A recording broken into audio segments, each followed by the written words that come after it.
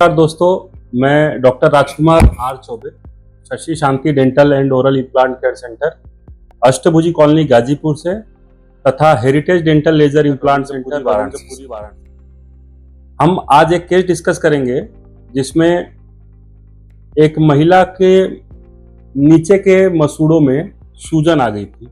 बहुत सारे उसके जो है डिफरेंशियल डायग्नोसिस होते हैं, लेकिन वो सूजन आई तो हमने केस हिस्ट्री लिया पेशेंट का, तो पता चला कि अभी रिसेंटली उसकी डिलीवरी हुई है और एक बेबी गर्ल उसको पैदा हुई है।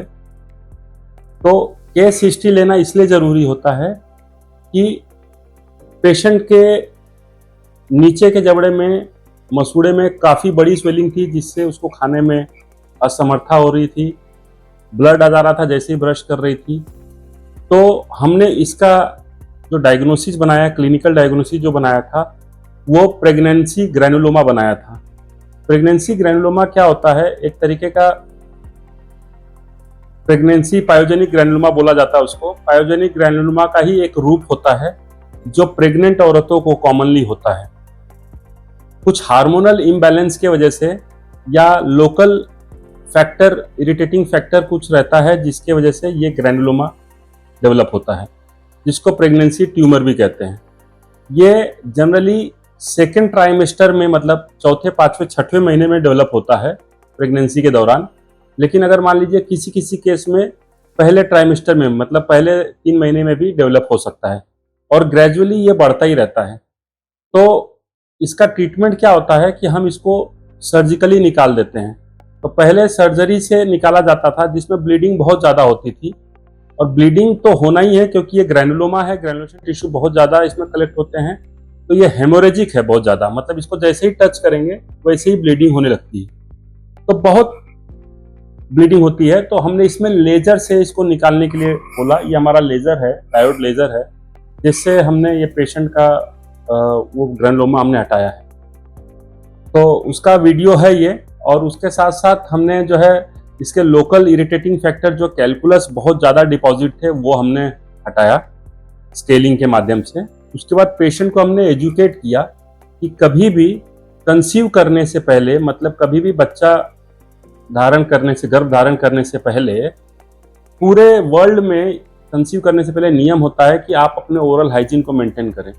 लेकिन हमारे इंडिया में ये चीज़ का प्रचलन नहीं है, नॉलेज नहीं है, तो लोग क्या करते हैं, प्रेगनेंसी तो हो जाता है लेकिन डेंटल ट्रीटमेंट कुछ होता नहीं है। फिर जब इम्यूनिटी उनकी डिक्रीज होती है या कुछ हार्मोनल इम्बैलेंस होता है, तो फिर दांतों में दर्द स्टार्ट हो जाता है। फिर प्रेगनेंसी के दौरान वो इलाज करना थोड़ा मुश्किल होता है। तो इसीलिए शादी से पहले या शादी हो या कंसीव करना हो, तो पहले अपना दांत साफ करवाइए, जो कैविटी वेटी है वो फिलिंग करवाइए, ताकि जब प्रेगनेंसी हो तो उस दौरान आपको किसी भी मुश्किल का सामना न करना पड़े, किसी भी डेंटल ट्रीटमेंट का सामना न करना पड़े, और केवल स्केलिंग करवा के थोड़ा मेंटेन करके ओरल हाइजीन को आप एक स्वस्थ बेबी को जन्म दे सकते हैं। तो स्वस्थ बेबी होने के लिए आपका ओरल हाइजीन अच्छा होना ये भी मायने रखता है, नहीं तो pre term low birth weight babies का भी खतरा रहता है, मतलब 6वें 7वें महीने में ही वो बच्चा डिलीवर हो सकता है।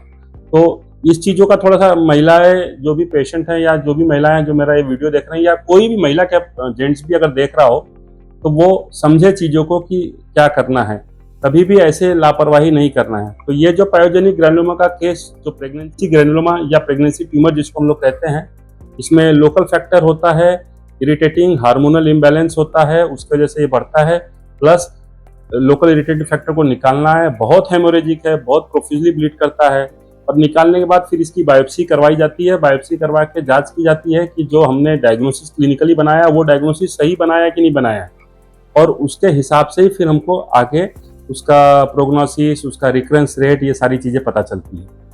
तो ये मेरा एक छोटा सा क्लिप था। अगर आपको ये वीडियो पसंद आए तो आप इसको लाइक, शेयर, सब्सक्राइब जरूर करिएगा, ताकि अधिक से अधिक लोग मेरा वीडियो देखें और अपने डेंटल हेल्थ को अच्छा बनाएं। और मेरा बस यही है कि आप लोग अगर इसको लाइक शेयर करेंगे तो मैं और अधिक वीडियो बनाने के लिए प्रेरित हो सकूंगा। इसके साथ मैं अपनी बातों पे विराम देता हूं। नमस्कार।